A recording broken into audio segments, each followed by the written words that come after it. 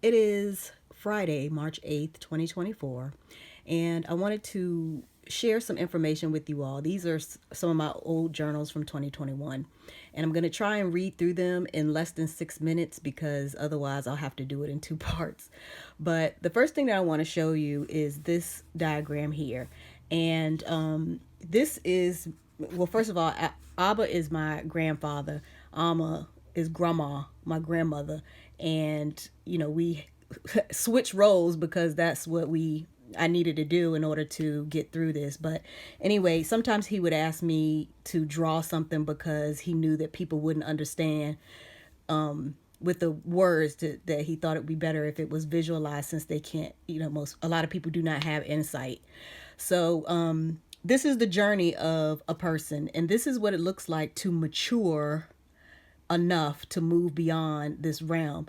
And I did this in the framework of multi-level mentoring or multi-level marketing, because people want to have these high levels of power or control, but they don't want the responsibility that comes with that.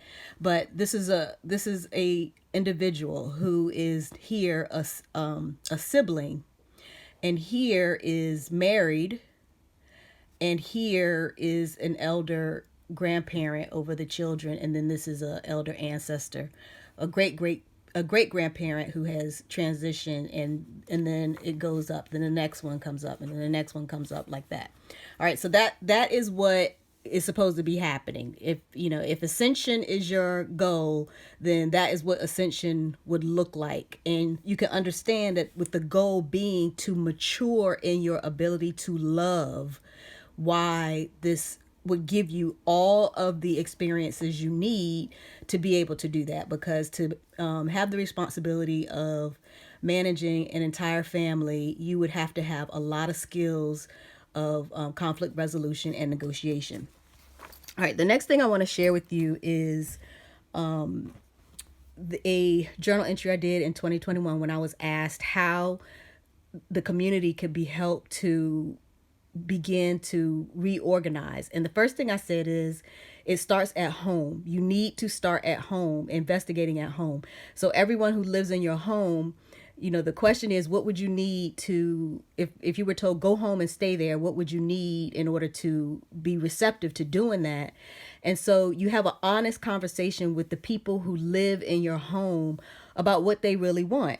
And you don't, I've given instructions here, in terms of how to get through that. I listed here that when I was doing therapy with people, I would let them have a 5-minute pity party, because people want to talk about I've been through this and I've been through that. And I'm like, okay, go ahead and get it out. And then after about 5 minutes of that, it's okay, that's enough. Now we're going to move on to talk about what you want to happen now. And then we would move forward from there. But, it might take some time to get through a meaningful conversation, but everyone should have their own authentic list of what it is they want. And then once you all understand what you want in your home, you can start to ask yourself the question, why can't we have that? Or why don't we have that? What would have to change or be removed or eliminated in order for us to have that in our home? And that will open the door for the things that are going on in your community, in your government, and in the corporate world that are a hindrance to your entire community. But first, you have the conversation with your own family, and you all have to be solid on the goals that you have for your household.